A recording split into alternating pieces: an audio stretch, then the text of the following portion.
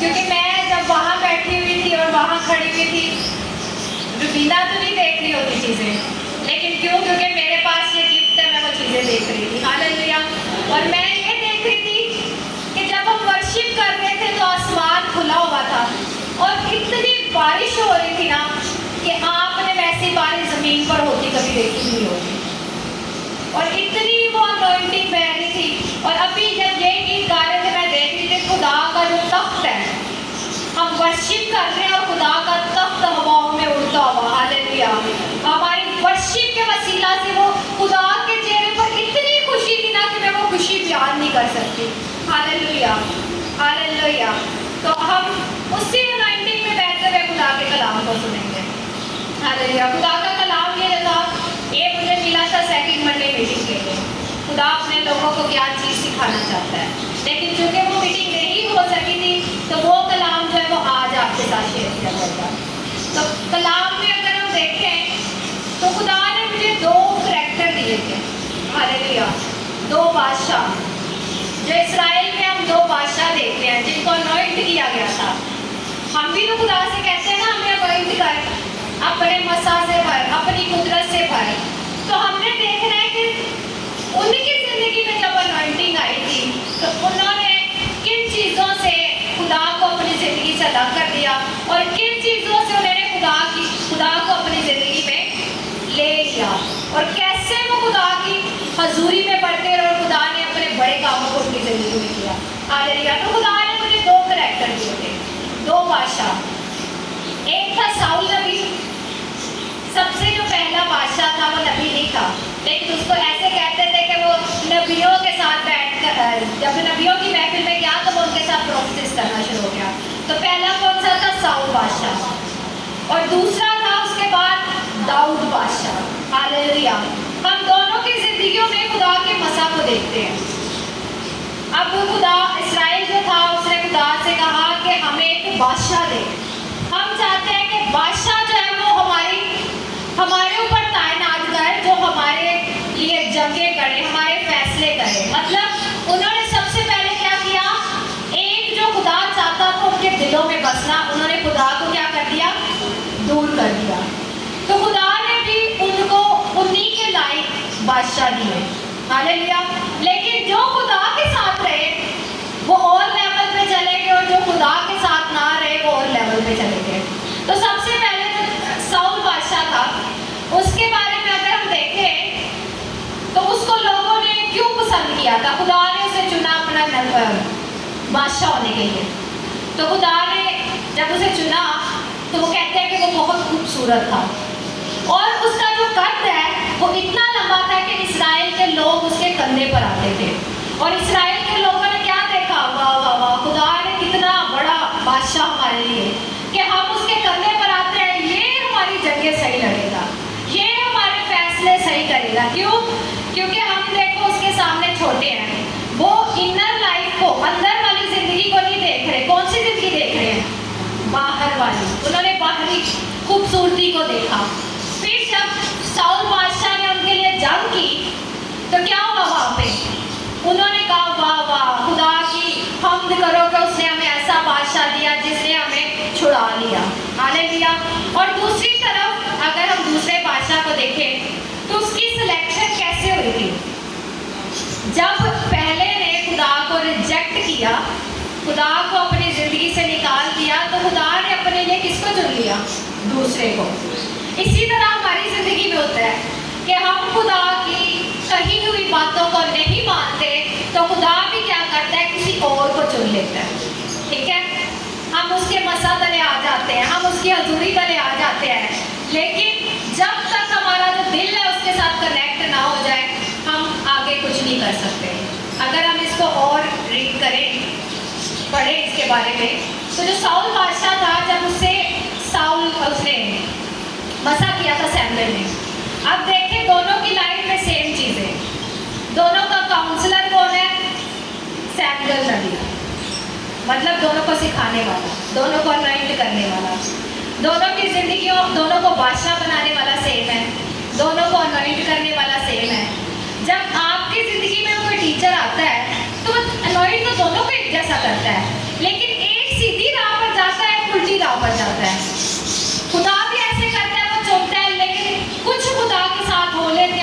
खुदा के काम से साइड पर हो जाते हैं। तो इसी तरह जब खुदा ने उसको अनॉइंट किया तो साउल ने उससे कहा कि खुदा ने साउल कह रही सैमुएल ने उससे कहा कि खुदा ने तुझे नया दिल दिया है ताकि तू उसके कामों को करे और खुदा की तरफ लगे। मतलब एक मस्सा हुआ है तो क्या हुआ है, उसका नया दिल आ गया। Hallelujah hallelujah. और दाऊद की तरफ देखें तो उसका दिल क्या था, पहले ही बाप के साथ लगा हुआ था बादशाह बनने से पहले। और जब उससे मसा किया जा रहा है तो वहां पे क्या लिखा हुआ है कि खुदा की रूह उस पर आने लगी। दिल क्या है, पहले से कनेक्ट है। साउल पर नहीं लिखा कि खुदा की रूह आने लगी, बल्कि अगर आगे जाकर उसे पढ़े तो लिखा है कि खुदा की रूह से जब खुदा की रूह जुदा हो गई तो उसे बुरी रूह तंग करने लगी। तो ये दो बादशाह खुदा ने मुझे दिए थे कि लोगों को आप मसा आते हैं ना, हमें मसा चाहिए, अनॉइंटिंग चाहिए, ये चाहिए, वो चाहिए, लेकिन फिर आपने अपना भी तो सामने रखना होता है। अब साउल की अगर हम जिंदगी देखें तो पहला क्या काम किया उसने, फिलिस्तीनियों के साथ जंग हो रही थी, ठीक है, और क्या किया वहाँ पे जब जंग हो रही थी तो सैमुएल ने जब उसे मसा किया था कहा था कि वहाँ पर तू कितने दिन रहना, 7 दिन तक रुके रहना, ठीक है, और मैं 7वें दिन आकर तुझे मसा करूँगा और फिर तूने क्या करना है, जंग पर जाना है। लेकिन उसने देखा कि यहाँ पर क्या हो रहा है, लोग जा रहे हैं, मेरे साथ जो फौजी हैं वो कम होते जा रहे हैं। उसने कहा है साकल को की क्या है, इधर ले आओ, मैं ही करवानी करना वा, मैं ही अपना काम करके तो सारा करके चलो आप जंग पे निकलिए, ठीक है। अब ये पहला वाक्य नहीं था कि वो खुदा की नाफरमानी करता है। कलाम में तो ये पहला आपको डिफाइन किया गया है ताकि पता चले कि वो नाफरमानी, खुदा ने उसे दिल तो दिया लेकिन उसने दिल खुदा के साथ नहीं लगाया। क्यों? क्योंकि उसकी जिंदगी में क्या था, ले मेरे तो बड़ा बोल है, ठीक है, मतलब गुरूर। शैतान को जब तख्त से गिराया गया है तो उसका क्या था, गुरूर। ले भाई मेरे पे जड़ा मसा है ना, मैं तो बाप को भी बड़ा तख्त बनाऊंगा, ठीक है। जो गुरूर होता है वो हमें गिरा देता है। तो जब वो सैमुएल आया, सैमुएल एक दिन रुका रहा, क्यों? क्योंकि उसे खुदा की इंस्ट्रक्शन थी कि तूने एक दिन देर से जाना है। वो क्यों इंस्ट्रक्शन थी, ताकि वो लोगों के सामने एक्सपोज के उसने गलत काम किया, उसका दिल जो है वो खुदा की तरफ नहीं लगा हुआ, ठीक है। वहाँ पे सैमुएल चाहता तो उसी दिन में आ सकता था, लेकिन वो एक दिन बाद में क्यों आया, ताकि उसे एक्सपोज किया जाए। अब अगर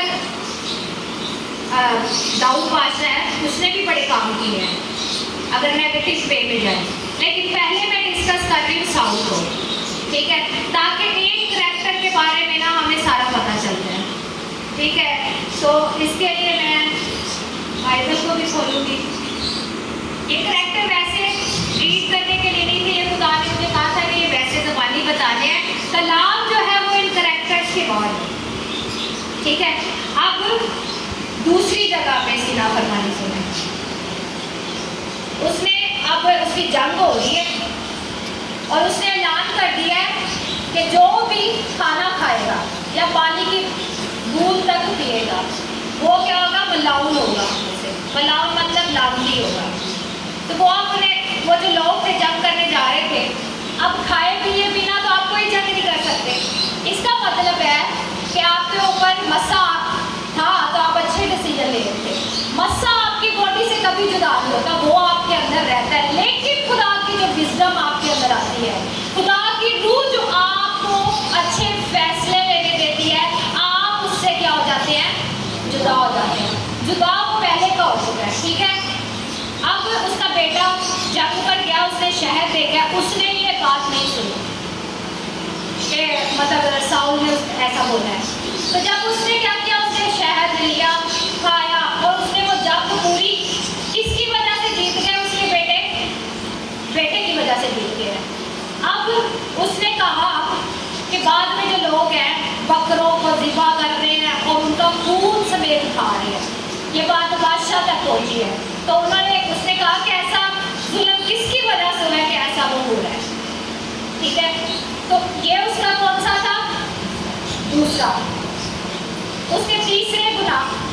तीसरी नाफरमानी पे जाए। जब वो नाफरमानी कर रहा था तीसरी, तो वहाँ पे क्या है कि वो खुदा वो जब उसने खुदा ने मना किया है कि जंग पर जाना, वहाँ के जितने भी लोग हैं सबको मार देना। खुदा किसी से नफरत नहीं करता, लोग भी और जितने वहाँ के जानवर हैं, भेड़ बकरी हैं, गाय बैल, एक एक चीज को खुदा ने कहा था वहाँ से नेस्तो नबूद कर देना। खुदा किसी का तो कहते हैं ना कि वो जी खुदा से पुराने आदमी में जो बड़ा हो गुस्से वाला, ठीक है।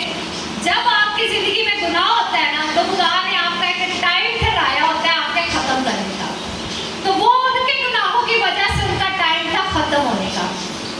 जो कर्ज जिस आदमी पर होती है ना, वो उसके घराने पर होती है, वो उसकी भेड़ बकरियों पर होती है, वो उसकी भेड़ों पर, हर एक चीज जो उसके घर में होती है। तो खुदा ने कहा था एक एक चीज को खत्म कर देना। अब वहां पर क्या हो रहा है कि साउल और वहां पे जो लोग थे, उन्होंने देखा कि मोटी मोटी गायें हैं, भेड़ बकरियां, उन्होंने क्या कर लिया है, अपने साथ ले ली है, ठीक है। और जब सैमुएल को पता चला तो वो आया, उसने पूछा ये तुम लोगों ने क्या किया, खुदा के हुक्म की नाफरमानी की है। यहाँ पर अगर कलाम में पढ़ा जाए ना, यहाँ पे खुदा पहले पछताया था कि मैंने इसको बादशाह क्यों बनाया। इस जंग में खुदा ने उसे दोबारा मसा दिया था। दोबारा मसा मतलब दूसरा मौका दिया था, ठीक है, दूसरा मौका दिया था। लेकिन उसने दूसरा मौका भी क्या किया, गवा दिया। क्यों? क्योंकि आपकी जब तक ये बुद्धि पाक रूह के कंट्रोल में नहीं है, आपके जितने भी डिसीजन लेंगे वो सारे गलत होंगे, ठीक है। अब खुदा का रूह, यीशु जी ने क्या कहा था, वो आएगा, तुम्हें सिखाएगा, भेद की बातें बताएगा और किस राह पर तुम्हें चलना है वो बताएगा, ठीक है। अब उसने ये तीसरा कर लिया है। तो बादशाह वो सैमुएल जब आया तो उसने पूछा है कि तुम लोगों ने क्या किया। तो आगे से उसे वो पता क्या कह रहा है, मैं इन लोगों से डरा और मैंने इनको लाने दिया ताकि हम तेरे खुदा के आगे कुर्बानियां करें। मतलब वो तो उसे खुदा भी नहीं अपना मान रहा, क्या कह रहा है, तेरे खुदा के आगे। उसे कहता है चल मेरे साथ कुर्बानियां करें, ठीक है, ये था। और इसके बाद कहते हैं कि खुदा का रूह उससे जुदा हो गया था और बुरी रूह उसे आकर तंग करने लगी। वहां पे लिखा है कि खुदा की तरफ से, ठीक है, लेकिन वो खुदा की तरफ से रूह नहीं है। जब आप में से खुदा का रूह जुदा हो जाता है तो इब्लीस को मौका मिलता है, वो कहता है लो जी खाली कार है, आ जाओ आप बैठे रहिए, ठीक है। तो ये था पहला बादशाह। अगर हम दाऊद बादशाह की तरफ जाएं तो उसे खुदा ने किस लिए चुना था, उसे खुदा ने इसलिए चुना था कि उसका दिल जो है वो खुदा के साथ लगा हुआ था। खुदा ने पहले बादशाह चुना था लोगों के मुताबिक, बाद में खुदा ने बादशाह चुना अपने मुताबिक कि मेरे दिल के मुताबिक जो हो, ठीक है। तब वो बादशाह चुन लिया है। लेकिन कहते हैं कि जब जंग हो रही थी, बादशाह का क्या काम है, जंग में जाना और वहां से जंग जीत कर आना। अब इस जंग में दाऊद ने जी 66 जंगें लड़ी है, लेकिन इस जंग में दाऊद नहीं गया। अब वो वहां पर नहीं गया तो उसके साथ क्या हुआ है, टहलता हुआ छत पे गया है। छत पे जाकर वहां कहते हैं कि उसने एक औरत को देखा जो कि नहा रही थी, अपनी सफाई कर रही थी, ठीक है। अब कहाँ से गुनाह एंटर हुआ, एक तो वो ज्ञान ही, मतलब अगर वो जंग पे जाता तो ये गुनाह ना होता, ठीक है। पहला वो ज्ञान ही, दूसरा आंखों ने देखा, गुनाह आंखों से कहाँ हो गया, बॉडी में एंटर अंदर आ गया। अब उसने क्या किया, वो यहाँ पे रुका नहीं, उसने उस औरत का पता करवाया, ठीक है, पता करवाया कि ये कौन है। पता करवाने के बाद क्या किया, उसको अपने घर मंगवा लिया। उसके बाद क्या किया, उसने ज़ना किया, ठीक है। अब जब उसे उसके बाद अभी जंग चल रही है, अब उसकी जो बीवी थी हत्ती हो गया थी, उसने उसके पास पैगाम भेजा है कि क्या हुआ है कि मैं प्रेग्नेंट हो गई, ठीक है। अब देखें अगर इस पूरे सिनेरियो में हम गुनाह करते हैं, फिर हम उस गुनाह को छुपाने के लिए कि वो लोगों पर एक्सपोज ना हो जाए, हम गुनाह छुपाने के लिए एक और गुनाह करते हैं। तो दाऊद ने भी वही किया। उसने क्या किया, उसने उसके हस्बैंड को बुलवाया और कहा कि अपने बीवी के पास जा, अब उनमें यह था तो जंग से आ जाते हैं, जब तक खत्म ना हो वो घर नहीं जाते। अब वो घर नहीं गया, उसने एक दिन देखा, 2 दिन, 3 दिन, वो कह रहे ये तो घर ही नहीं जा रहा। उसने क्या किया, फिर पैगाम भेजा जंग में पैगाम भेजा कि वहाँ पे इसको उस जगह पे फ्रंट लाइन में खड़ा करके बर्बाद हो, ताकि क्या है मेरा गुनाह ना तो कानो कान किसी को खबर हो, ना तो किसी को पता चले, और मेरा काम बन जाए। मतलब मेरा जो करैक्टर है वो ऐसा ही है। तो फिर उसके पास खुदा का नबी आता है, नातन नबी, वो उस पर आकर उसके गुनाह को एक्सपोज करता है। तो जब उसे पता चलता है कि मैं इंसानों से तो छुपा सकता हूँ लेकिन खुदा से नहीं छुपा सकता, तो उसने क्या किया, वो रोया और उसने खुदा के हजूर में उस गुनाह की माफी मांगी। अगर साउल की लाइफ पर गौर करो तो वो खुदा की हजूरी में ना तो झुका, ना उसने माफी मांगी, बल्कि उसने क्या कहा, तेरे खुदा को, मतलब उसका दिल तो खुदा के साथ है ही नहीं, मसा किया हो रहा है। ठीक है, एक ऐसे नबी ने मसा किया है, कहते हैं जिसके मुंह से निकली हुई एक बात भी ऐसी नहीं थी जो पूरी ना हुई हो। ठीक है, लेकिन क्या है कि उसने अपना ये जो दिल है ना, वो अपना जो है और चीज़ों में, जो उसके अंदर चीज़ें थी उन्हीं चीज़ों में रखा, वो उसने बाप की तरफ नहीं लगाया, खुदा की तरफ नहीं लगाया। लेकिन इधर जब दाऊद की तरफ आते हैं तो उसने क्या किया, अपने गुनाह की माफ़ी मांगी है। ठीक है, इसके अलावा दाऊद ने और भी गुनाह किए, लेकिन जब जब वो गलती करता था वो खुदा की हजूरी में झुककर उस गुनाह की क्या कर लेता था, माफ़ी मांग लेता था। खुदा ने उसे बहुत बार सजा भी सुनाई कि तेरे लिए ये सजा होगी। जैसे उसने ये गुनाह किया तो उसे कहा कि जो तेरा बेटा होगा वो मर जाएगा। ठीक है, लेकिन फिर भी खुदा की मोहब्बत आपको यहाँ पे शो हो रही है ना, लेकिन खुदा ने फिर भी उसके साथ अपना जो 1-on-1 कनेक्शन था, उसके साथ जो सभागता थी, उसको खुदा ने खत्म नहीं किया। क्यों? क्योंकि उसने खुद को मारा और फिर से खुदा की हजूरी में आ गया। आज हमारी जिंदगी में भी ऐसे मौके आते हैं कि हम गुनाह करते हैं, हम समझते हैं कि हमारा वापसी का कोई मौका नहीं है, लेकिन खुदा अपने लोगों को वापसी का मौका देता है। जब खुदा आपको अनॉइंट कर देता है, मसा कर देता है, अपने रूह से भर देता है, तो हमें भी चाहिए कि हम, अगर कलाम कहता है कि सादी गिरता है और खुदा उसे फिर उठा खड़ा कर देता है, वो और आएगा, सादी गिरता है और वो फिर खड़ा हो जाता है। ठीक है, अब यहाँ पे जो रबीना जो कह रही है वो 7 बार भी गिरेगा तो भी खड़ा होगा। मतलब हम गुनाह करना हमारी नेचर है, ये हमारे बदन में है, क्योंकि खुदा ने हमें अपनी विल पर पैदा किया और हम अपनी मर्जियाँ पूरी करते हैं। लेकिन जब हम अपनी मर्जियाँ पूरी करते हैं तो उसका खमियाजा भी हम भुगतते हैं। ठीक है, अब हम कलाम को शुरू करेंगे जो खुदा ने एक्चुअल कलाम दिया था अपने लोगों के लिए। हालेलुया। हम खोलेंगे ज़बूर की किताब,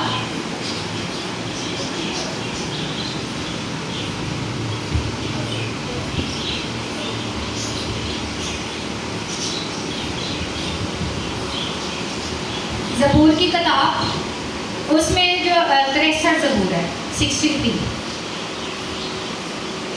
यहाँ पर हमें लाइफ दिखती है किसकी, दाऊद की, कि खुदा के साथ उसका क्या कनेक्शन था, कि वो गुनाह करता था, खुदा फिर उसे माफ कर देता था। आखिर उसने ऐसा कुछ किया होगा ना खुदा की हजूरी में कि खुदा उसके गुनाहों को भी माफ कर देता था, फिर से उसके साथ 1-on-1 कनेक्शन में आ जाता था। ठीक है, अगर इसकी यहाँ पे जो हमारी उर्दू है ना, उर्दू की ट्रांसलेशन में थोड़ी मिस्टेक्स होती हैं। अगर इस ज़बूर के बारे में हम पढ़े ना तो इंग्लिश की बाइबल में लिखा हुआ है prayer of a thirsty soul. ज़बूर किसके बारे में है? Prayer of a thirsty soul, मतलब कि ऐसी जान जो खुदा के लिए भूखी है। तो यहाँ पे ये मतलब ये क्या हो रही है, दाऊद की प्रेयर हो रही है। वो प्रेयर में क्या कर रहा था, वो प्रेयर में क्या मांग रहा था, वो खुदा के साथ कैसे टाइम गुजारता था। ठीक है, ऐसे पढ़ते हैं, ऐ खुदा तू मेरा खुदा है, मैं दिल से तेरा तारीफ होगा। और सबसे पहले मैं ये बता दूं कि जो दाऊद ने ये प्रेयर की है ना, ये उसकी लाइफ का डार्क टाइम था। डार्क टाइम कैसे कि वो खुदा साउल के डर से इस्राएल से भागा हुआ है। क्यों? क्योंकि साउल पर जब बुरी रूह आती थी, लोगों ने कहा लो जी दाऊद ने लाखों को मारा और साउल ने हजारों को मारा है। जब साउल की जिंदगी से बाकी चीजें अलग हो गई तो उसकी जिंदगी में क्या क्या आई? गरूर आया। फिर उसने कहा है लोग मेरे बारे में ये कह रहे हैं, इन्होंने सिर्फ मेरे जो मैंने लोग मारे हैं उनको सिर्फ हजारों में गिना है। तो उसकी जिंदगी में क्या आ गया? अब एक जब आपका दिल खाली होता है तो नया गुनाह, हसद आ गई, पहले तो मैं नफरत हो गई बस, और एंड में की करना है, मार देना है। जब भी उस पर बुरी रूह के अटैक होते थे तो वो क्या करता था? उसे मारने की कोशिश करता था। इसके अलावा भी उसने अनाउंस कर दिया था कि उसको मार देना है, और दाऊद जो है वो भागता फिर रहा था। अब देखें दाऊद को यहाँ पर भागना चाहिए था? सब कहेंगे भागना चाहिए था क्योंकि वो उसे मार रहा है, लेकिन खुदा का कलाम क्या कहता है? खुदा तो अपने मकसूद को हाथ भी नहीं लगाने देता। ठीक है, तो यहाँ पर दाऊद भी क्या कर रहा है? जब वो सही रूह में नहीं है तो क्या कर रहा है? गलत डिसीजन ले रहा है। खुदा ने उसे बादशाह बनाना है इजराइल का, फलस्तीन दुश्मन है और वो फलस्तीनों के बीच में भाग कर चला गया। कैसी बात है? मतलब वो तो दुश्मनों में रहना चला गया है। जिस जगह का बादशाह बनाना वो तो उस जगह से भाग रहा है। अगर वो खुदा से मांगता तो क्या खुदा उसकी मुहाफ़ज़त मुहैया ना करता? ठीक है, करता ना। तो ये जो है ना वो उसने गारों में जब खुदा के आगे रो रहा है, अब भागने वाला काम तो उसने कर लिया है। अब उसे पता है कि पूरे मुल्क में मुझे लोग ढूंढ रहे हैं मारने के लिए, तो अब मैं क्या करूं? तो वो क्या कर रहा है? ये दुआ कर रहा है खुदा के ज़रिए कि खुदावंद अब तू मेरी ज़िंदगी में नया काम कर। हालेलुया। अब दुआ क्या कर रहा है? आए खुदा, तू मेरा खुदा है, मैं दिल से तेरा तालिब होगा। कहाँ से तालिब होगा? दिल से। दिल से मतलब वो खुदा के साथ फिर अपना दिल कनेक्ट कर रहा है और खुदा को अपने दिल में फिर से इनवाइट कर रहा है। ठीक है, खुश्क और प्यासी ज़मीन में जहाँ पानी नहीं, मेरी जान तेरी प्यासी और मेरा जिस्म तेरा मुश्ताक है। मतलब इसमें दो चीज़ें नज़र आ रही हैं। पहले उसने क्या कहा है कि मैं दिल से तेरा तालब होगा, और ये दूसरी वर्स में वो दो चीज़ें कह रहा है। एक कह रहा है खुदा को कि मेरे दिल में आकर रह, मतलब जो मेरा दिल है, खुदा का कलाम क्या कहता है? हमारा बदन पाक रूह का मक़दस है। यहाँ पर वो खुदा के रूह से कह रहा है कि मेरे दिल में आकर रह, और दूसरी को क्या कह रहा है कि मैं तेरे लिए प्यासा हूँ। प्यास आपको कब लगती है? जब आप झरनों के पास नहीं होते। वो खुदा को यहाँ पे कह रहा है कि खुदावंद मैं तेरा प्यासा हूँ। उसने फिर से क्या किया है? अपनी बहाली के लिए खुदा को ढूंढना शुरू कर दिया। हमारी ज़िंदगी में क्या आते हैं? दुख आते हैं, मुसीबतें आते हैं। हम लोग क्या करते हैं? ला भी दुख नहीं साड़ा पीछा चढ़ाएंगे, बल्कि हम उन जगहों पर ये नहीं बोल रहे होते भाई मेरा खुदा सब कुछ है, वो इन दुखों से निकालने की कुदरत रखता है। आमीन। तो यहाँ पे सिर्फ दो वर्ष में दो चीज़ें हमें पता चलती हैं।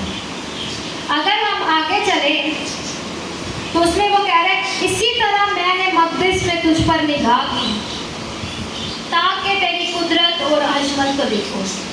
अब यहाँ पे वो किस चीज़ को शो कर रहा है? उसकी जो स्पिरिचुअल लाइफ है उसको शो कर रहा है कि उसकी स्पिरिचुअल लाइफ में क्या आ गई है? ड्राइनेस, खुश्क हो गई है। जब आपकी ज़िंदगी में खुदा की कोई चीज़, खुदा का कोई काम ऐसा नहीं नज़र आ रहा होता तो आपको लगता है शायद मैं खुश्क हो गया हूँ, अब मुझे फिर से उन झरनों की ज़रूरत है, अब मुझे फिर से उस राह पर चलने की ज़रूरत है जहाँ पर मुझे चलना है। अगर अंकुर नरोला का अगर आप लोगों ने कलाम सुना हो ना, जो थर्सडे को था, वो कहता खुदा खुद को ढूंढने वाला जो कोर्स होता है, एक कोर्स होता है वो फ्री करा देता है। मतलब आपको रूह मिल गया है और आप खुदा की हज़ूरी में आ गए हो और आपको फ्री कोर्स हो गया, आप खुदा को जानते हो। एक कोर्स होता है कि आप खुदा के पास नहीं जाना चाह रहे, लेकिन कोर्स करना भी है। क्यों? क्योंकि ये मुसीबतें नहीं हमें छोड़ रही, ये गुनाह नहीं हमें छोड़ रहा।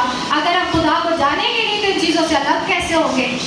तो वो कोर्स होता है पेड कोर्स कि खुदा फिर आपको मुसीबतों में से निकालते हुए, मतलब मुसीबतों में से गुजारते हुए कि बंदिया मैं तेरे तो काम लेना है तो तू मेरा काम करना है, भावें गोडे रगड़ भावें गिट्टे रगड़, तो मैं तेनों अपने कोल ही लेके आना है। ऐसे ही है ना। यूना नबी के बारे में हम पढ़ते हैं। यूना क्या कह रहा था, नहीं खुदा उतों के तो लोग जेड़े ने ना मार देंगे, मैं नहीं उत्थे जाना।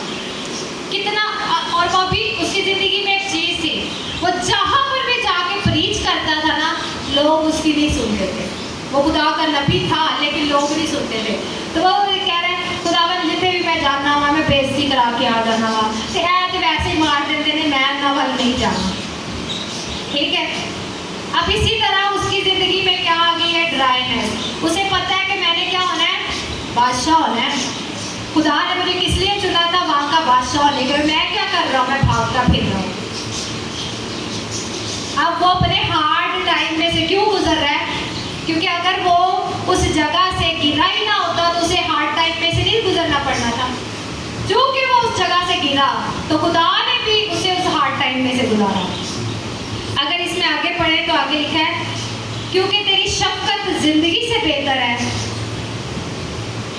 मेरे होंठ तेरी तारीफ करेंगे। हालेलुया। अब इसमें क्या चीज़ कर रहा है, अगर हमारे ऊपर कोई चीज़ आ जाए तो हम ब्लेम करते हैं ना, खुदा पे, खुदा हम तेरी वजह खुदा हो रहा है। कुछ लोग करते हैं, कुछ लोग ब्लेम करते हैं। हाँ, और मैं तेरे नाल चलन शुरू हो गया वहाँ तो लै भी मेरी जिंदगी च आना शुरू हो गया। इस तो पहले तो मैं गनाह च भी ठीक सा, कितनी मजे की लाइफ थी, फुल टोन रहना। ठीक है। अब किसी और, अगर और जगहों पर भी आप देखें तो ऐसे लोग कहते हैं, कलाम में आपको कौन ऐसा दिखता है जिसने कहा होगा, इज़राइल को खुदा मिस्र से निकाल के ले आया है। ठीक है। वहाँ पे समंदर वाला रास्ता सबसे लंबा था, लेकिन खुदा वहाँ से क्यों लेके आया था, ताकि उसके दुश्मनों को समंदर में मार दे। ठीक है। मुश्किल रास्ते से लाया था, लेकिन खुदा ने वहाँ पर अपना जलाल जाहिर करना था। लेकिन फिर भी आगे जा कह रहे हैं, लै ऐसे जो थे चंगे सी, लै उत्थे सी बटेर खाते सी, गोश्त लसन, हाँ क्या मजे के खाने थे। ए मूसा के कदास आने थे, ले आए ने भूखा ने प्यासा मारने। ये क्या होती है, नाफरमानी, हम ब्लेम कर रहे होते हैं। ठीक है। तो ये सारी चीजें हमारी जिंदगी में कब आ रही होती है, जब हम खुदा के पीछे चलना छोड़ देते हैं, खुदा पर पूरा फोकस नहीं होता। अगर आपको खुदा ने रूह से भर दिया है तो देखो आपका बदन रूह का मकस है। अगर आप बोलोगे कि मेरे अंदर खुदा का रूह है, कोई बीमारी मेरे अंदर नहीं ठहर सकती, तो वो नहीं ठहर सकती।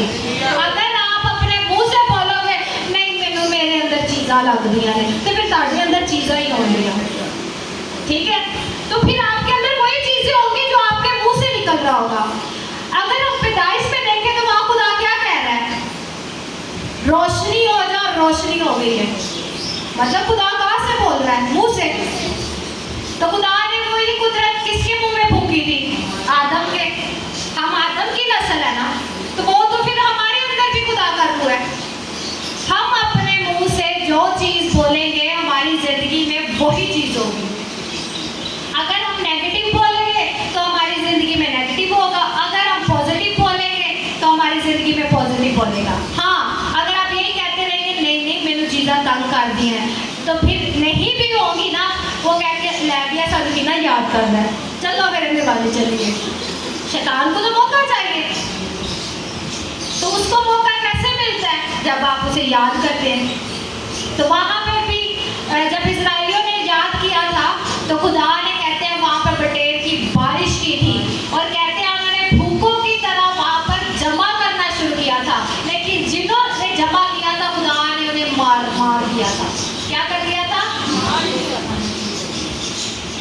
मार दिया था। क्यों मार दिया था, भाई कच्चा ही खाना शुरू हो गया सी, ऐसी भूख लगी सी। ठीक है। तो अब यहाँ पे एक भूख और प्यासी रूह की बात हो रही है, और वो भूखी और प्यासी रूह जो है वो दाऊद है इस वक्त खुदा के आगे, क्योंकि तेरी शफकत जिंदगी से बेहतर है। मतलब वो अपनी जिंदगी को क्या कह रहा है कि ऐसी ड्राइनेस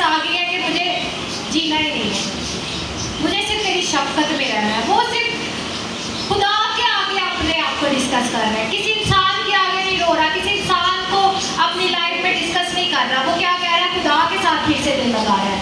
फिर कह रहे हैं मेरे होठ तेरी तारीफ करेंगे। और जब हम खुदा की हजूरी में आ जाते हैं तो आप खुदा की वर्शिप करते हैं। खुदावंद आज तो मेरी जिंदगी चाहे करता, आज मैं तेरे नाम जलाल देना। खुदावंद आज मेरी जिंदगी च ऐ मौजा हो गया, आज मैं 1 घंटे की बजाय 2 घंटे दुआ करूँगा। खुदावंद आज मैं बहुत खुश हाँ क्योंकि तेरे रूह ने मेरा आज ताजगी बख्शी है, खुशी बख्शी है, ऐसे ही मैं तेरी वर्शिप करूँगा। तो दाऊद क्या था? वर्शिपर था। उसे जब अपनी कॉलिंग याद आ गई है तो वो फिर से क्या कह रहा है? मैं तेरी वर्शिप करूँगा, अपने होठों से तेरी तारीफ करूँगा। इसी तरह मैं उम्र भर तुझे मुबारक कहूँगा और तेरा नाम लेकर अपने हाथ उठाया करूँगा। मेरी जान गोया कूदे और चर्बी से सेल होगी। अब यहाँ पे सिर्फ अगर 4 जो वर्ष है इस पर डिस्कस करें, वो कह रहा है कि अब मैं क्या करूँगा? उम्र भर तुझे मुबारक कहूँगा। उसे पता है कि मैं खुदा की जब तक तारीफ नहीं करूँगा, वर्शिप नहीं करूँगा, मेरी ज़िंदगी में वैसे काम नहीं होंगे। उसे खुदा की एक अनोखी कुदरत का एक्सपीरियंस हो चुका है। जब आपको, अगर आप अपनी खुली आंखों से यीशु को देख लें, साउल था, क्रिश्चियनों को क्या करता था? मारता था।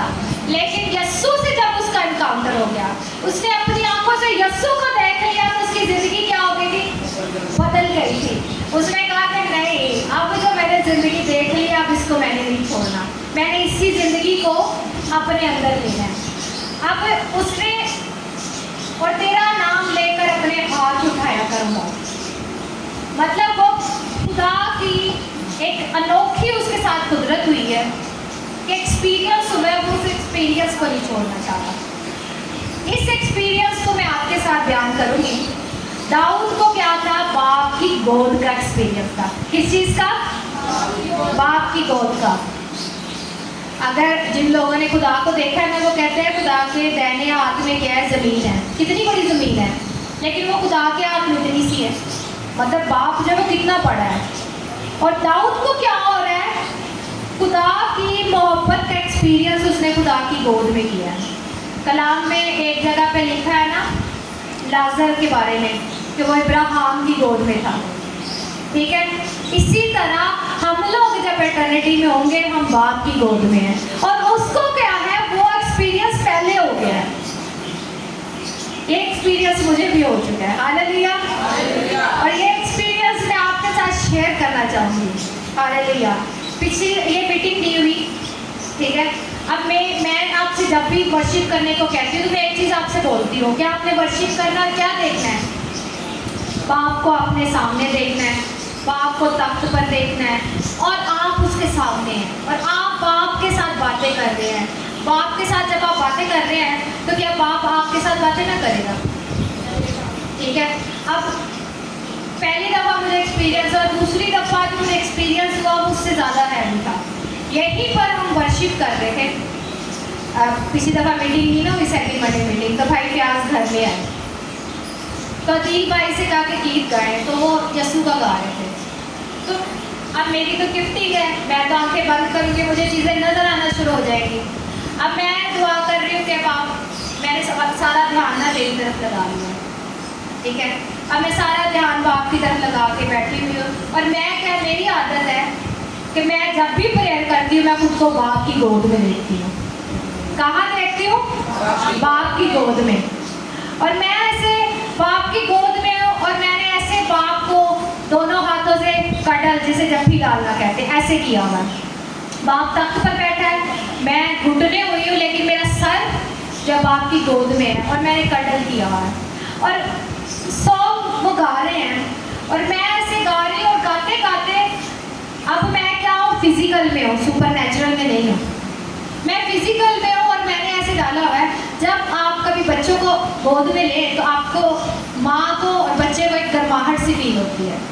अब मैं ऐसे एक्सपीरियंस कर रही हूँ तो इतनी गर्माहट है, इतनी गर्माहट है कि जो मेरी आँखें हैं वो खुद ब खुद बहना शुरू हो गई।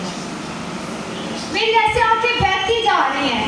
अब भाई प्यार में वो गीत रुक चुका है, अपना वो कलाम सुना रहे हैं। अब मेरा ना तो उस कलाम पर ध्यान है, ना वो क्या कह रहे हैं, मुझे कुछ समझ में नहीं आ रहा। मुझे सिर्फ ये दिखाई दे रहा है कि बाप है और मैं बाप के साथ ऐसे कडल करके बैठी हूँ और वो जो अनॉइंटिंग है वो ऐसे लग रहा है कि वो उसकी बदन की जो गर्माहट है बदन में उतरती जा रही है, पूरे बदन में उतरती जा रही है। और मैं अपना फोकस, आंखें खुली हुई है लेकिन फोकस मेरा वहीं पर आसमान पर है और वहीं पर है, और मैं उस एक्सपीरियंस को बयान नहीं कर सकती। हालेलुया।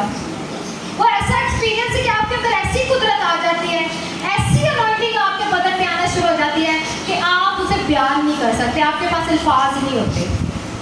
और वो इतनी गर्माहट मुझे फील हो रही है, और ऐसे सर से लेके बदन तक अनॉइंटिंग कभी ऊपर जा रही है कभी नीचे जा रही है, और मैं उस एक्सपीरियंस को ऐसे करके बैठी हुई हूँ, कान मेरे खुले हुए हैं, मैं कलाम भी सुन रही हूँ, लेकिन बाप की गोद का भी एक्सपीरियंस ले रही हूँ। हालेलुया।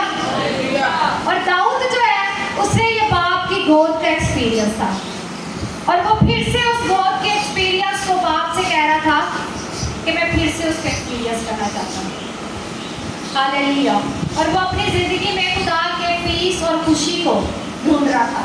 और आगे है, मेरी जान गोया बूंदे और चर्बी से सैर होगी, और मेरा मुंह मसरूर लबों से तेरी तारीफ करेगा। जब मैं बिस्तर पर तुझे याद करूँगा और रात के एक एक पहर में तुझ पर ध्यान करूँगा। हालेलुया। क्या कह रहा है कि मैं बिस्तर पर तुझे याद करूँगा और एक एक पहर में तेरे कलाम पर ध्यान करूँगा। अब रात के कितने पहर? किसी को पता हो रात पूरी रात होती है ना, कितने पहर होते हैं उसमें? किसी को नहीं पता। हाँ, 3 ही हो जाते हैं, लेकिन तो बोलो तो सही, 3 हो जाते हैं। आगे वो घड़ी को ऐसे ऐसे कर रही कितने पैर हो जाते हैं? 3 कैसे होते हैं? 9 से 12, रात 9 बजे असर शुरू होती है ना, 9 से 12, 12 से 3 और 3 से 5 या 6 तक कह लो। 6 बजे क्या हो जाती है? सुबह हो जाती है। अब यहाँ पे दाऊद क्या कह रहा है? मैं रात के हर पहर में उठकर, मतलब अगर वो 9 बजे उठा है, बाप की वर्शिप कर रहे हैं, जलाल दे रहे हैं, 1 घंटा चलो दिखाओ उसने किया है, 12 बजे फिर, उस टाइम पे तो नहीं अलार्म होते थे, वो 12 बजे फिर उठ रहा है, फिर खुदा की तारीफ कर रहा है, उसके कलाम पर ध्यान लगा रहा है। 3 बजे जाके वो फिर उठ रहा है, बाप की तारीफ कर रहा है, उसके कलाम पर ध्यान लगा रहा है। और अगर आगे आप जाकर पढ़ेंगे तो वहाँ पर लिखा है कि वो कहता है मैं सुबह को भी उठकर तेरी ताज़ीम करूँगा। मतलब 6 बजे फिर उठ गया है, तो उसकी लाइफ आपको कैसी नजर आ रही है? अपनी वो सारी रात कहाँ गुजार रहा है? खुदा के साथ गुजार रहा है, उसका कलाम पढ़ रहा है, उसके कलाम पर ध्यान कर रहा है। अगर हम इसमें देखें ना, ज़बूर, कौन सा ज़बूर है? 91, उसकी 1 से 4 आयत पढ़े तो उसमें ऐसा ही लिखा होगा। ठीक है। अब वो जहाँ पे मेडिटेशन का क्या मतलब होता है? मेडिटेशन कैसे होती है? आंखें बंद करके ध्यान लगा के, जैसे आपने एक वर्ष पढ़ लिया, खुदा के ज़बूर है, उसमें वो क्या कह रहा है कि खुदाबंद से डरने वालों के चुके उसके फरिश्तेगार हिफाजत होते हैं। अब इसलिए ये वाली अगर आयत पढ़े ना, इसलिए कि तू मेरा मददगार रहा है और मैं तेरे परों के साया में खुशी मनाऊंगा। मतलब यहाँ पे वो 91 ज़बूर पढ़ के बैठा होगा। अगर 91 ज़बूर किसने लिखा है? बताओ जरा, किसने लिखा है? हाँ, पहले कहती दाऊद ने, फिर कहती मूसा ने लिखा। उसने स्क्रिप्चर पढ़ा हुआ है, उसके पास स्क्रिप्चर है, और स्क्रिप्चर क्या है? खुदा का कलाम है जो मूसा ने लिखा हुआ था उसके हाथ में, और वो उसके बारे में क्या कह रहा है, उस पर ध्यान भी लगा रहा है और खुदा के नाम को जलाल भी दे रहा है। तो कलाम पर ध्यान कैसे लगाते हैं? जैसे कि अगर मैं इसको पढ़ूँ, खुदावंद से डरने वालों के चगिर्द उसके फरिश्तेगार हिफाजत होते हैं, तो मैं क्या करूँगी? मैं आंखें बंद करूँगी और मैं उन फरिश्तों को देखना शुरू कर दूँगी। ध्यान लगाना इसी को है ना, कलाम में है क्या चीज़। अब एक वाकया सुनाती हूँ। हम लोग यहाँ पे मेडिटेट कर रहे थे, 2 मछलियों और 5 रोटियों का वाकया हम मेडिटेट कर रहे हैं। क्या पर वहाँ पे ऐसी क्या चीज़ हुई थी कि वहाँ पर चीज़ें होना शुरू हो गई थी। तो वहाँ पर हम सब मेडिटेट कर रहे थे, तो मेडिटेट करते करते मैंने खुद को उस जगह पर पाया। मतलब अब मैं इस रैलम में नहीं हूँ, मैं उनके टाइम में जा चुकी हूँ, और मैं देख रही हूँ कि जब यीशु ने रोटियाँ और मछली दोनों उठाए हैं, तो मैं देख रही हूँ आसमान से ऐसे इस तरफ और आसमान के इस तरफ फरिश्ते फरिश्ते हैं, और वो क्या कर रहे हैं, उसमें रोटियां रखते जा रहे हैं, वो उसमें मछलियां रखते जा रहे हैं। मतलब वहाँ पर कौन काम कर रहा था उनके साथ? फरिश्ते काम कर रहे थे। अगर यीशु की लाइफ पढ़े तो उसमें लिखा है फरिश्ते उसके लिए खाना लाते थे, फरिश्ते उसकी देखभाल करते थे, फरिश्ते उसको दबाते भी होंगे। वो कहता नहीं है शैतान उससे कि भला तेरे बारे में तो लिखा हुआ है कि तू अपने फरिश्तों को बुलाएगा और वह तेरे जब तू गिरेगा तो वो तुझे चोट नहीं लगने देंगे, तो बुला। शैतान को सब पता है, कलाम के बारे में सब पता है, ठीक है। अब वो इस पे मेडिटेट कर रहा है।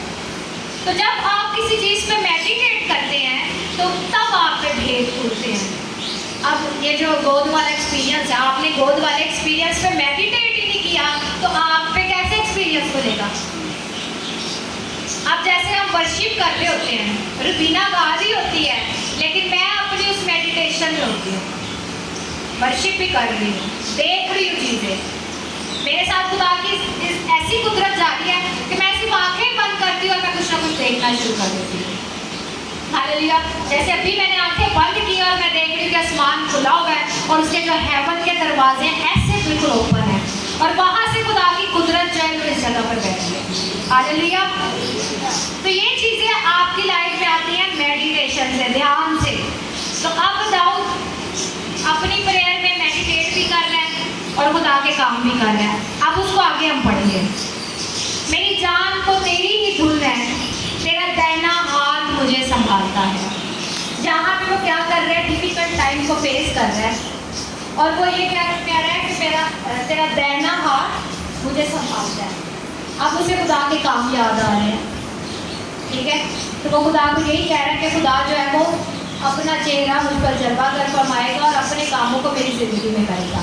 पर जो मेरी जान की हलाकत के डरते हैं वो ज़मीन के असफल में चले जाएंगे। अब इस आयत पे गौर करने की बात है। वो क्या कर रहा है? प्रेयर। ये पूरा सबूत प्रेयर है। अब वो क्या कर रहा है? प्रेयर। और प्रेयर में कह रहा है कि मेरे जो दुश्मन है वो क्या होंगे? ज़मीन के असफल में चले जाएंगे, वो तलवार के हवाला होंगे और गीदड़ों का लुत्फा बनेंगे। अब उसका दुश्मन कौन था? साउल। साउल कैसे मरा? वो अपनी यहाँ पे बोल रहा है, मतलब प्रेयर में उसने बात बोल दी है कि चल भाई मेरा दुश्मन किਵੇਂ मरेगा? तलवार से। और उसका वही दुआ जो है वो कबूल हुई, और वो वहाँ पे क्या हो गया? वो अपनी तलवार पर गिरकर मर गया।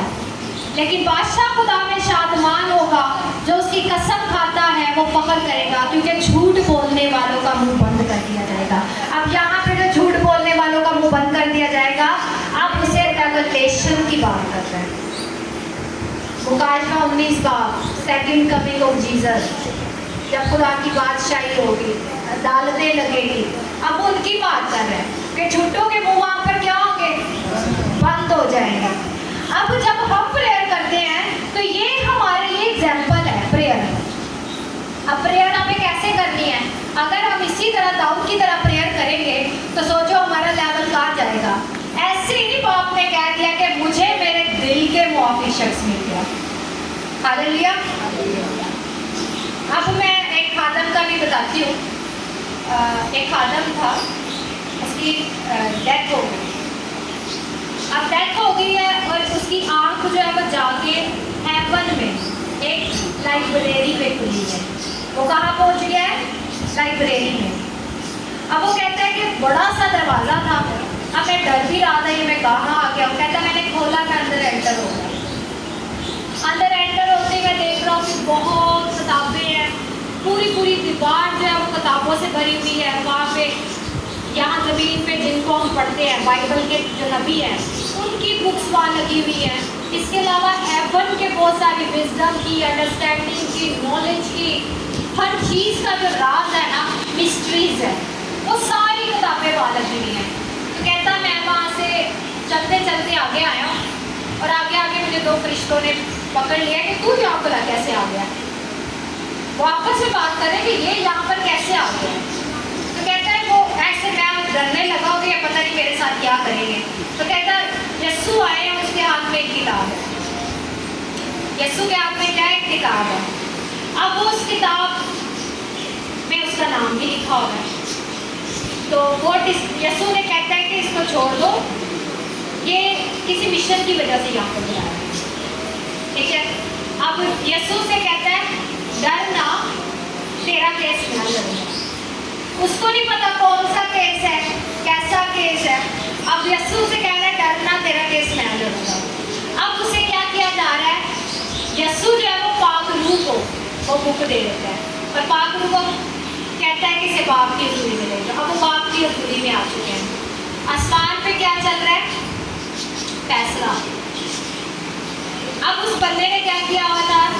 जमीन पर वो मर गया है, लेकिन जो खुदा ने उसे असाइनमेंट दी हुई थी वो उसने पूरी नहीं की, ठीक है। तो उसने असाइनमेंट पूरी नहीं की और खुदा हम कलाम हो रहा है पाक रूह से। तो खुदा कह रहा है कि तुम लोग इसे क्यों लाए हो? तो उन्होंने कहा कि इसकी असाइनमेंट ही पूरी की, हम चाहते हैं कि ज़मीन पर जाए और अपनी असाइनमेंट को पूरी करें। तो कहता बाप का मुझे सिर्फ ना ये चेहरा जो है दूर नज़र आ रहा है, बॉडी नज़र आई है, और मैं पता नहीं वहाँ पर ऐसी कुदरत की कि मेरे आंसू जो है मैं रुक ही नहीं रहे, मैं रोए जा रहा, पाक रूह मुझे तसल्ली दे रहा है, तो फिक्र ना कर, तेरा केस मैं लड़ूंगा, ठीक है। तो वहाँ पे खुदा उसे कहता है कि तुम्हारे पास क्या गारंटी है कि ज़मीन पर जाके मेरे काम को करेगा, ठीक है। अब पाक रूह कहता है कि ये तो गरीब था जो इसकी असाइनमेंट थी दाऊद की तरह, इसने ज़बूर गाने थे, खुदा की वर्शिप करनी थी, रूहें बचानी थी, वो काम नहीं हुआ। ये गरीब था तो स्टूडियो बनाते बनाते इसने सारी ज़िंदगी उसी में गुजार दिया, तो इस असाइनमेंट इसलिए नहीं पूरी कर पाया। तो खुदा कहता कि इसका जो बुक है इसमें देखो इसने किया क्या। जब उन्होंने किताब खोली ना तो कहता मेरे सामने किताब खुली और सिर्फ 1000 सफ़े हैं, लेकिन सिर्फ 3 सफ़े लिखे हैं, और वो मेरी ज़िंदगी के बारे में थे। और ज़िंदगी के बारे में कहता है कि उन सबों में पता क्या लिखा हुआ है कि मैं कितनी मीटिंग्स पे गया हूँ, मीटिंग कौन सी, कन्वेंशन कह लो, मीटिंग्स पे गया हूँ। कहता सिर्फ 2 का ही मेंशन हो रहा था वहाँ पे, कि जहाँ पर जाके मैंने खुदा की सही तरह से वर्शिप की हो, खुदा के नाम को जलाल दिया हो, मतलब यहाँ वहाँ जो मैं जाता रहा हूँ उस किताब में तो था ही नहीं। तो कहता मैं वो चीज़ वहाँ पर लिखी हुई है, और मैं रोता जा रहा हूँ क्योंकि मुझे ऐसे लग रहा है कि मुझे वाकई में ख़त्म, मुझे तो अब जाना ही नहीं चाहिए ज़मीन पर वापस, क्योंकि मैं तो अपना काम ही नहीं कर सका, मुझे जिस काम के लिए बुलाया गया। अब पाक रूह से कह रहा है तू फिक्र ना कर, बाप से वो कहता है पाक रूह। अब पाक रूह अपनी लैंग्वेज में नहीं, जो आसमानी लैंग्वेज है जो हमें मिलती है, पाक रूह की लैंग्वेज। कहता पाक रूह ने ना गैर ज़ुबानों में बाप से बात करना शुरू कर दिया। वो कन्वर्सेशन हो रही है और अचानक से मैं क्या देख रहा हूँ कि बाप के चेहरा पर क्या आती जा रही है? स्माइल आती जा रही है, और बाप कह रहा है हाँ मैं इसको भेजूँगा, ठीक है, मैं इसको भेजूँगा। और उस किताब में सिर्फ कन्वेंशन में जाना, और कहता जो मैंने हदिये या बीज खुदा की हजूरी में बोए हुए थे ना, सिर्फ वही लिखे हुए थे। उसके अलावा मेरी ज़िंदगी पूरी जो मैंने अपनी लाइफ गुजार दी, कुछ था ही नहीं उस किताब में कि मैंने कुछ अच्छा किया हो। मतलब वो किताब कह लो कैसी थी कि खुदा के लिए आपने क्या किया, या खुदा के असाइनमेंट को कैसे किया हो, ठीक है। तो कहता वहाँ से जब ये हो गया, अब मेरी ज़मीन पर आँख खुल गई है। वहाँ पर मुझे एक चीज़ कही गई थी कि तेरी खिदमत तो दाऊद जैसी थी, तूने ज़बूर लिखने थे। और कहता है वहाँ पर मैंने दाऊद के बुक्स की ऐसे बड़ी शेल्फ देखी थी, और वहाँ पर वो ज़बूर भी हैं जो ज़मीन पर हैं, और वो ज़बूर भी हैं जो सिर्फ आसमान पर हैं, जो ज़मीन वालों के पास है ही नहीं, वो सारे वहाँ लिखे हुए हैं। और कहता फिर मैंने अब ज़मीन पे आया हूँ और मैंने लोगों को प्रीच करना शुरू किया है, और मैंने खुदा की वर्शिप करके उनको तख्त के पास लेके आ रहा हूँ। मतलब एक खादम का असल जो मकसद होता है लोगों को बाप के तख्त के पास लाना होता है। जब आप लोगों को खुदा के तख्त के पास ले आते हैं तो बाकी काम आपका नहीं होता, वो बाप का होता है। बाप ने खुद उसके साथ अपनी डीलिंग कर लेनी होती है, बाप ने खुद उसके साथ अपनी रफाकत कर लेनी होती है। हालेलुया।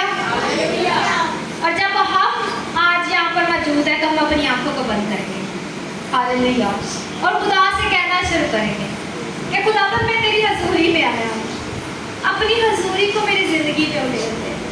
खुदावंद मेरी ज़िंदगी में वो ताकत जारी कर दे, अपनी उस हजूरी को खुदावंद उड़ेल दे क्योंकि मैं उस हजूरी के बगैर कुछ भी नहीं हूँ, मैं किसी काम का नहीं हूँ। ऐ बाप, जैसे हिरनी पानी के नालों का तरसती है, ओ मेरी रूह तेरी प्यासी है। हालेलुया रशाला बाबा रे मेरे बाबा रमिया अल्लाह सी अल्लाह शल्ला रा बाबा रा बाबा रा बाबा बेरिया।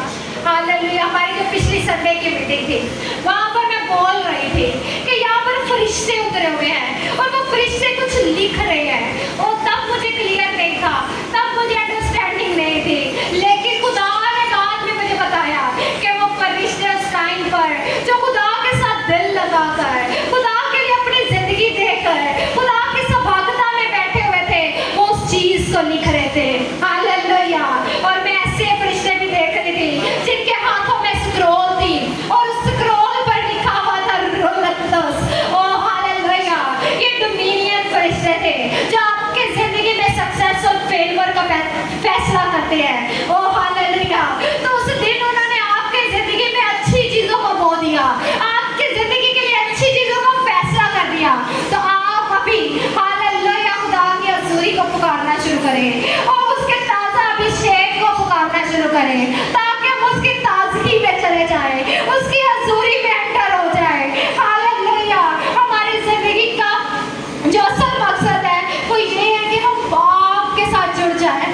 हालेलुया। बाप ने इसराइलियों को चुना कि वो उनके बीच में रहे, वो उनके बीच में उतर कर अपना कैमा लगाए, लेकिन उन्होंने उसे रिजेक्ट कर दिया। ओ हालेलुया। तो बाप ने अपने बेटे को भेजा, हालेलुया, कि वो जो मेरा और इंसान के बीच